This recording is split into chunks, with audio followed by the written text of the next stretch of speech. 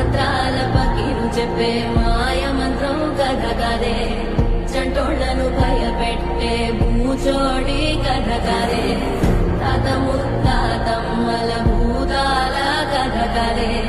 విక్రమాదిత్యుడు చెప్పిన వేదాళుడి కథ కాదే దీపము నుండి దెయ్యం వచ్చే అల్లావుద్దీన్ కథ కాదే ఇది ముడత చర్మం ముసలి చెప్పే